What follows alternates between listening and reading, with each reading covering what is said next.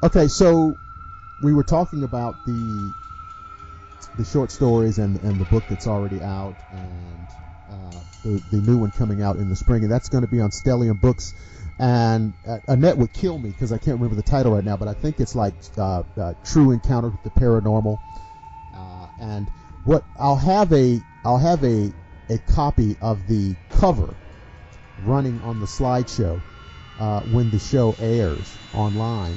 So everybody who is interested, you'll be able to see it, and you can get it and download it off of Amazon. Apparently, it's one of the hottest downloads out there, so nobody's having any trouble finding it. But it's by Stellium Books, and it's True Encounters of the Paranormal. And there's like 8 or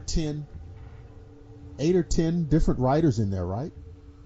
Yeah, and we each get a chapter. Everybody gets a chapter, and Connie's got one, I've got one, Richard Rulon, and Rick Keeper, who's a fantastic writer. He's been on the show, and I've got to get him back on because he's got his Forever Ash series, which is just crazy good. And so, anything else for you coming up? What's going on with your? I know that you've already passed your kind of season for the tours. What's going on now? Yeah. Well, until the weather gets a little warmer, I won't be doing any more public tours. And, we'll start back, about midsummer, I think. Uh-huh. But I do a haunted pub crawl, which is a totally different tour. Dude, I like you. Anytime it's got the word pub in it, there's possibility. Hey, it's so much fun because we start out at a former speakeasy, a really old building downtown that they actually used to have speakeasies in, and it's haunted. We visit another location, a bar that has ghost stories in it and in the surrounding buildings, and then we end up at Dalton Distillery, where moonshine is actually legal these days. As it should be. And yeah, and it's just so much fun. We have a little party there, and we talk about the ghost stories. There was recently an investigation by the Atlanta Ghost Girls, and we got some cool stuff. Through that investigation, we talk about that, and we just, we have a lot of fun, and we indulge in spirits of both kinds. Yes. Okay. Oh, that sounds fantastic. Yeah, a lot of people just come for the booze. Well, you know what? I can't. You know what? If I say anything, I'll just sound like a hypocrite. Because I would too. But anyway, but I would have actual interest in the paranormal. But after a few sips of moonshine, I mean, I could have a UFO fly through there. Exactly. So listen, I wanted to ask you.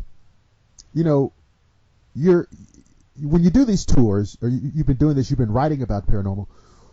Yeah. You must have what are some of your core theories and or ideas on this, because there's still people out there, Connie, who really don't think the paranormal is even real. There are, and the crazy thing about it is, I know that it's real based on my own core belief system, as well as things I've witnessed and stories that people have told me. Not just any person, but credible people. You can kind of tell a difference, or basically you can. And I've seen things, I've heard things, and it's just, I've encountered some things, and I know that it's there, but I cannot really explain to you why, or the specifics. I have so many different theories that I just don't know. Well, now you said that you what are some? Give me the experience. I mean, I know you have the experience on the tour. Have you had personal experience? I have. I wrote about something that happened to me in 1999. Okay. My kids, who are now teenagers, were babies, and I had a car accident, a really bad wreck that almost bled to death. Oh. I thought my kids were very hurt at one point. I'm sorry, I'm going to cough again. I have to apologize, but I've got to get more water. Can you excuse me a moment? Take your time. You're fine. Okay, cool. Well, I had this really bad wreck in 1999. I think it was maybe in October, and I I had multiple completely broken bones, compound fractures, both legs in multiple places, and other things. I almost bled to death. Once I found out my kids were okay, because that was my dominant, horror. Sure. Then I realized, oh my gosh, I'm hurt really bad, and they were not. I was stuck in a car for a while. They finally got me out, and I had to be airlifted to Erlanger, in Chattanooga, and they were not able to give me any medication whatsoever. Basically because they didn't know if I had internal injuries, bleeding, and that sort of thing. And what really shocks me is that your body can be mangled, and they fixed it all. I can't even tell you, it's a miracle. But mangled, and your brain is still working like it is right now. Right. You're thinking that clearly, and it's just almost impossible to feel that much pain. Yet you're doing it, and you're thinking very clearly. And I'm lying in the helicopter, and, excuse me, there are 3 women standing up, and I can't really see them because I have that neck concoction on. Right. And they're talking. I know they're talking about me and, basically my fate. I had asked several people along the way, am I going to die? And basically one of them said, honey, we're all going to die. I meant today. I swear they did. And it was pretty bad.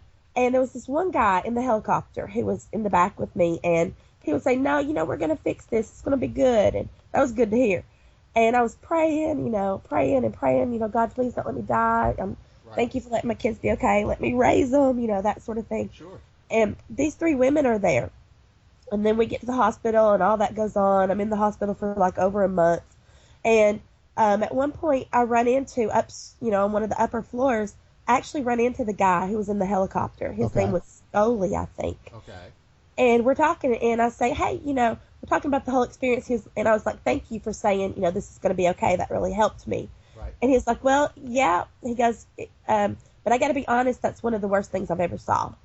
Oops. And I said, well, what were you guys talking about? Because I kept asking him, what are you saying when I was in the helicopter? And he was like, oh, we're just talking about, we're here at this point. We're going to be there. And I go, and he tells me that. And I'm like, well, I know, but what were the ladies saying? What was that all about? And he's like, honey, there's no way, there weren't any ladies there. It was me, you, and the pilot. Oopsie doopsie. And it was like, I'm telling you, William, there were 3 ladies in that airplane. And I'm not talking from a medicational standpoint. No, it's like 3 actual ladies right there. Yes. And he was like, well, think about it. They couldn't even be standing up in the helicopter. Right. And I was like, well, yeah, that's true.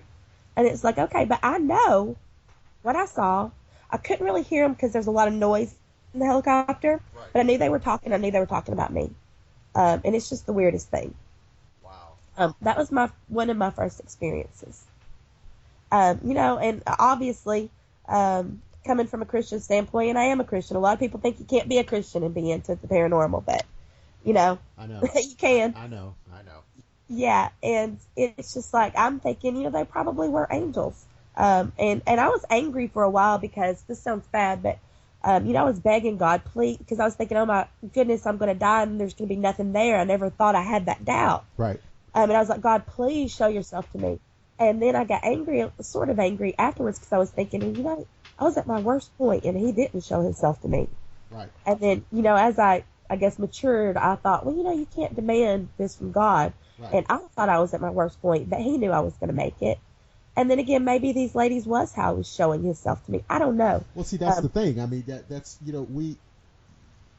things happen, and just because we don't recognize something doesn't mean that it isn't happening. Right.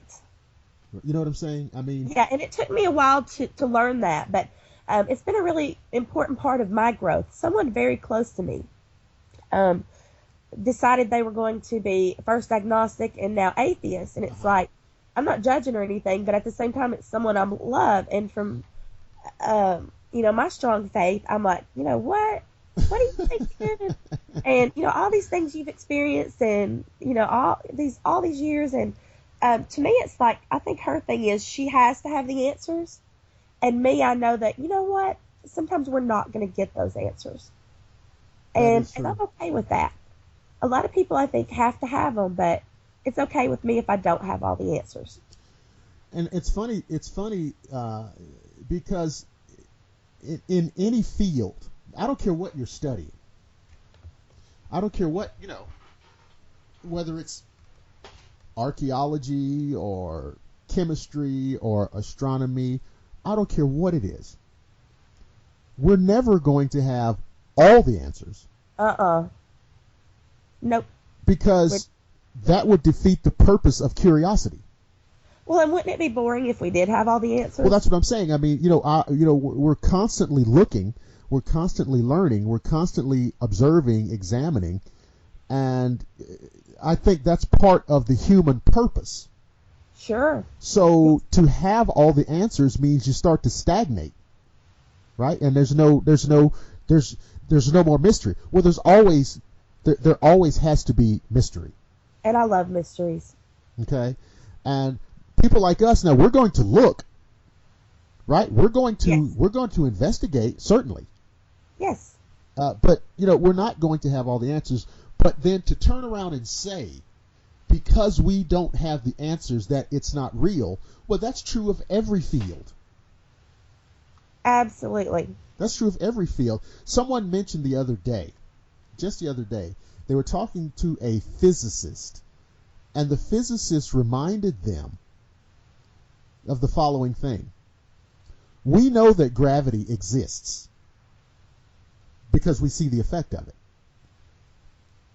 But the physicists refer to it as a gravitational theory. Uh-huh. Now, what does that mean? That means that there's still a lot about gravity that they don't know. Oh, absolutely. They know it exists, but there's things they don't know. So all of these things are, theoretical, and we don't. But nobody would ever say, "I don't believe in gravity." No. See, no. Right. So it's the same Especially thing. if we get older. Because you really start understanding the effects then, don't you? Right. Absolutely. Right. So people have to keep that in mind.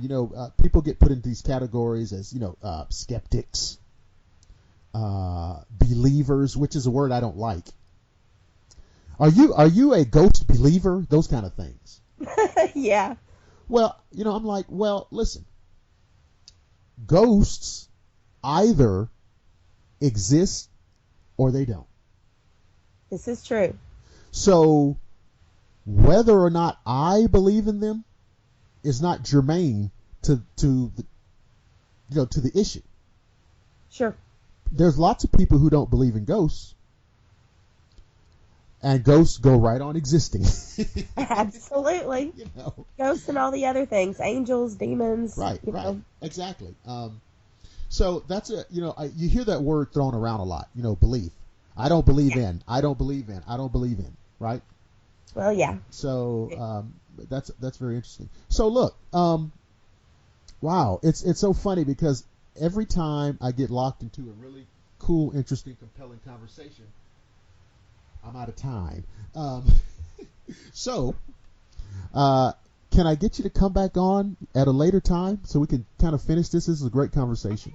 Love to. And, we'll have to talk about a condominium that a friend of mine has that is super duper haunted up your way or down your way. Oh, really? Yeah, it's what I wrote about in my chapter in the book that we wrote. Oh, yeah. So we both contributed to. A super duper haunted condominium. Oh, yeah. Yes. Oh, wow. That's going to be fantastic. It's my title of my story was The Afterlife of a Porn Star. Well, see, now we're going to have that we're going to have a spike in downloads now. Yeah, see, that was my hook. That you said that, because they're going right over to Amazon and look that one up, okay? Because that's and quite frankly, I'm going to look it up too when I get off the air. Well, it's a good story. I'm sure. So yeah, definitely when you come back, we're going to lead with that. Okay.